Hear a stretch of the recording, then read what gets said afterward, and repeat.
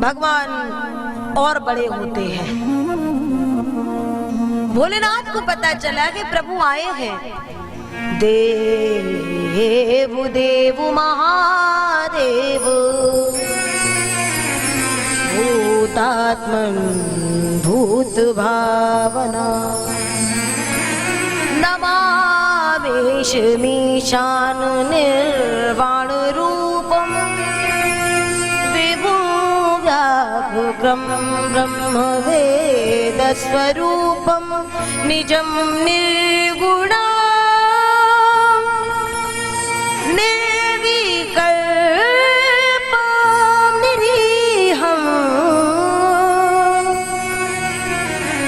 चिदाकाश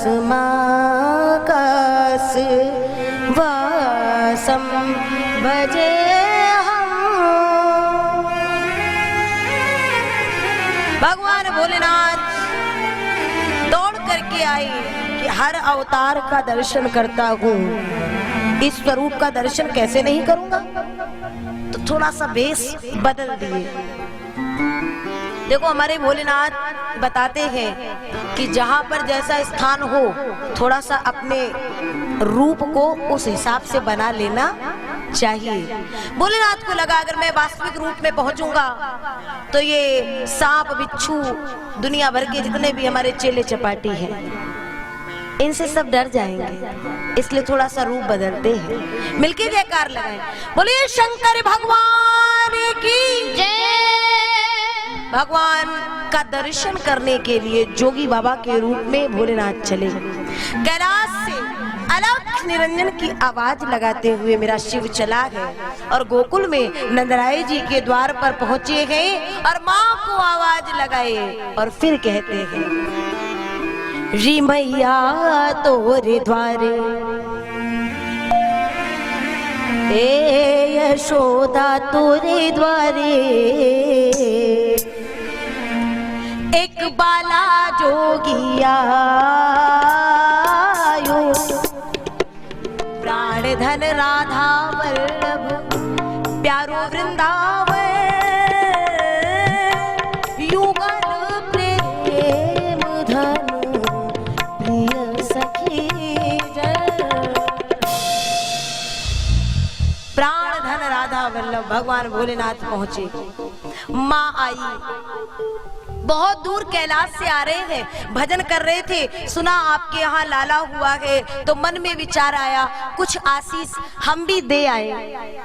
और फिर मन ही मन कहते कुछ आशीष हम भी ले आए, क्योंकि परब्रह्म परमात्मा है तो एक बार अपने लाला को दिखा दो ना।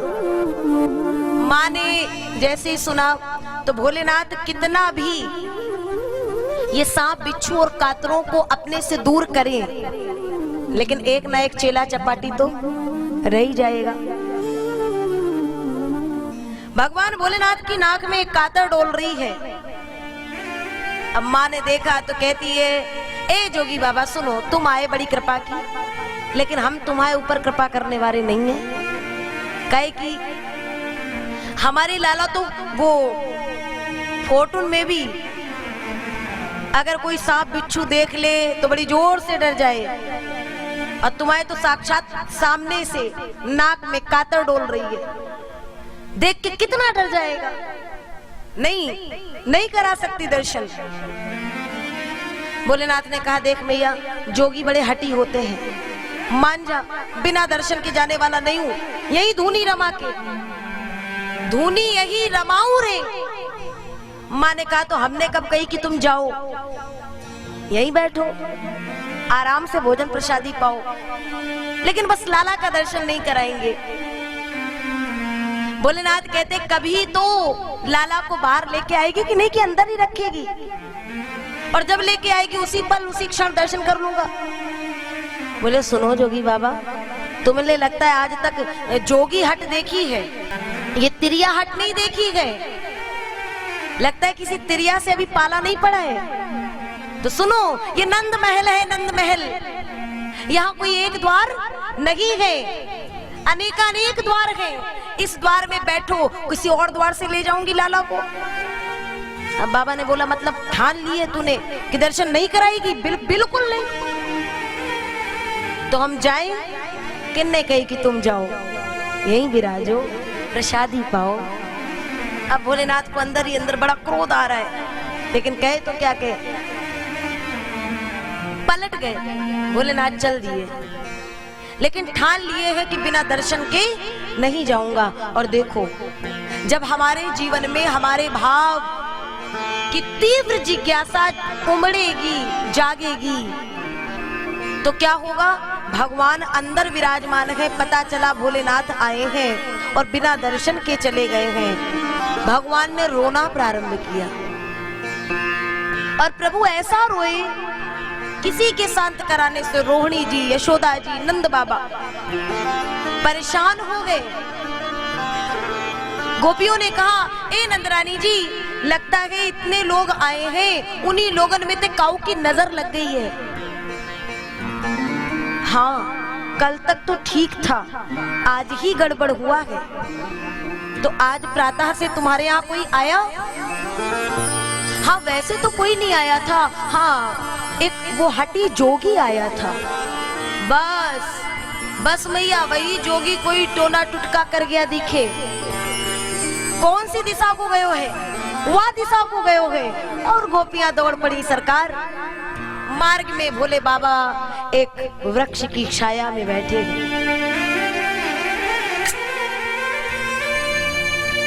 गोपियां पहुंची, ए जोगी बाबा चलो। कहा, नंद महल की ओर चल रे जोगी, नंद महल को यशोदा माँ तोए बुलाए। यशोदा मैया तुम्हें बुला रही है, मैं नहीं जाऊंगा। वो कहती है कि मेरी नाक में जो कातर है, कान में जो बिच्छू है, उसका लाला उनसे डर जाएगा।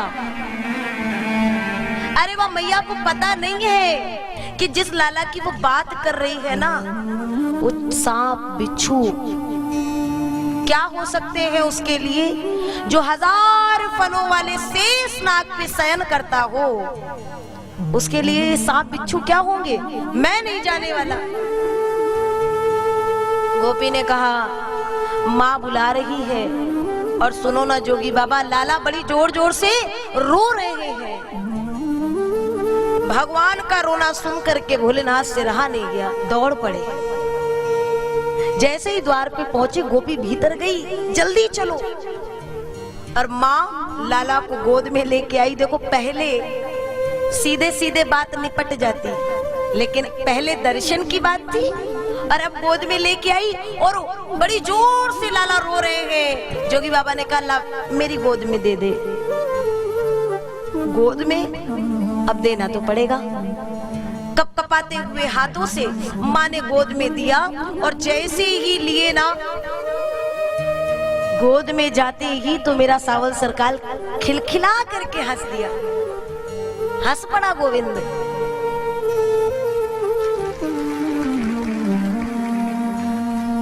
हम भगवान के लिए रोए, ये कोई बड़ी बात नहीं है, क्योंकि हमारे रोने में भी कोई ना कोई स्वार्थ छिपा होगा। प्रभु ये चाहिए, प्रभु ये कर दो, प्रभु वो कर दो।